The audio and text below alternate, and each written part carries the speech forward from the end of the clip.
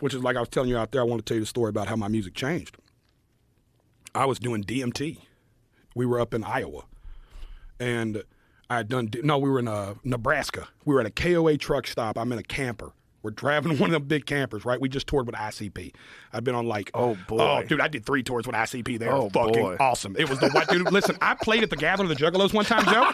Listen, and from stage, I seen a girl getting her back blown out on the fence, getting fucked. I'm in the middle of a set. There are people to this day. I'm on Good Morning America, and they're like, "What's the wildest?" Talking to the people from Good Morning America on the phone, they're like, "What's the wildest thing you've ever seen in the show?" I was like, "A girl getting fucked at the Gathering of the Juggalos." I was on stage, and she was just getting her brains beat out. And they were over there filming and whooping and cheering it on to the music. It was fucking incredible.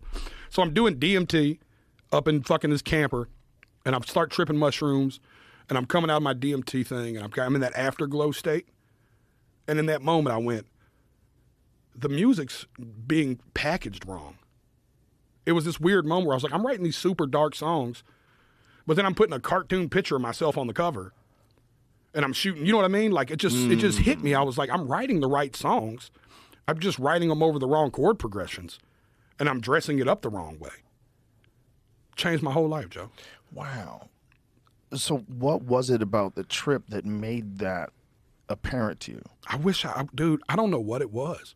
We wasn't even listening to music. I was just sitting at that KOA, staring up at the stars. You know, I'm getting $60 a night or something, or $100 a night. I mean, I'm playing, you know, dude, it's 10 of us. I mean, it's, you know the story. Yeah. We've all been there. Yeah. So we were like struggle buzzing. And I was just having one of them vulnerable moments in life where I was like, am I fucking doing the right thing here? Like, am I tripping? How much longer am I going to try to push this square through this circle, you know? And I looked up and I was like, God, what am I doing wrong? I know my heart's right. I know that my only other choice in life is criminal. That's all I've ever done, Joe, is music and crime. That's the only 2 things I've ever known, you know? So I'm like, I don't have any qualifications to do anything. You know, I was like, what am I doing wrong here? I know the music's right. And it was almost like it was that easy. From years of trying to figure it out, it was like, you're just writing over the writing chord progressions. You're writing the right songs. You're just writing them wrong. Wow. What do you think that is? What is happening? I wish I did. I was hoping you were going to give me the answers. I've been wanting to talk to you about this. I think this if I years. had the answer, you should walk out and never trust me again. Yeah. Well, because I learned about DMT on this show. Whoops. Right? Well, that changed my fucking life. You know what I'm saying? They're doing legitimate studies now in the UK where they're doing a drip. So they're doing an IV drip with a long release of DMT, so it stays in your bloodstream for hours. And these people are having these experiences that are repeatable.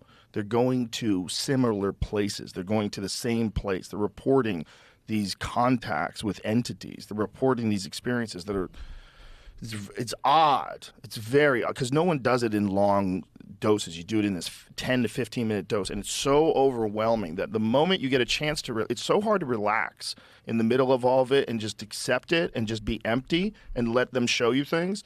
It's so hard that a lot of people wind up with this like tense conflict where you're in conflict with the overwhelming nature of the experience. So you're trying to control it in some sort of way, or you're trying to deal with it, and you just gotta be able to. You just got to be able to do that, and if you can't do that, it's going to be a fucked up ride. Yeah. But these people are going through all that, and then they're getting to, and they're staying there for hours and hours. What is that? I mean, I don't know if that's a hallucination. And that's the simplistic, reductionist view. If I was a person who is a cynical academic who's never fucked around with drugs, I would look at that and I go, well, this is really simple. It's interacting with your visual cortex. It's right. Some sort of a hallucination. Your imagination is producing these results. But man, it doesn't feel like that. And I really wish people would have more of an open mind about what this is, because I have a feeling it's the root of humanity.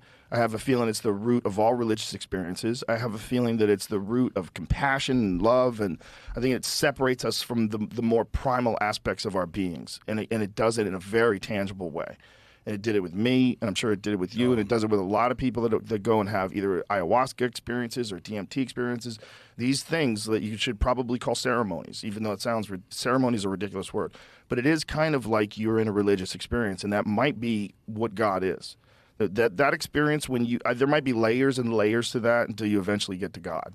And I don't know what these people are doing. They're doing this long-term IV drip thing, but I mean, you literally might be opening up some sort of a wormhole to heaven, as bonkers as that sounds. I know you're going to be one of the first people that'll figure it out. And when you do, please let me tag along. I will not figure it out, but I will talk to whoever figures it out. That's what I'll do. Yeah, but if you find the drips, let me know. I'll let you save know. me a seat for the drips. 100%, bro. We're going to travel together. Yeah, we did it. We did a bunch of that on that tour. And to this day, if I'm really dealing with something I can't figure out my own, I'll take some shrooms and go to the lake.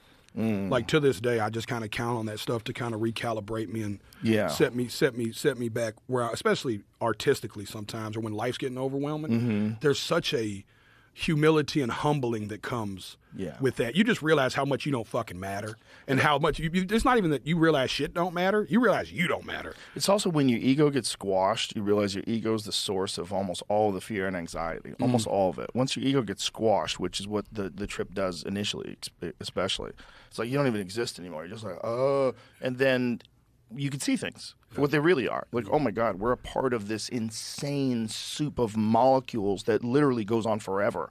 And no one understands it. No one understands even the parameters of it. It's all guesswork. It's all these legal pads where these psycho smart dudes are writing down computations and they're looking at these images that are billions of light years away. I mean, it's all even what our limited ability to observe the known universe, with just the capacity of knowledge that had to be moved all together in synchronicity to create these fucking telescopes. All this shit is insane, and that is just scratching the surface. Oh, yeah. There's so much out there. I've went through so many of those wormholes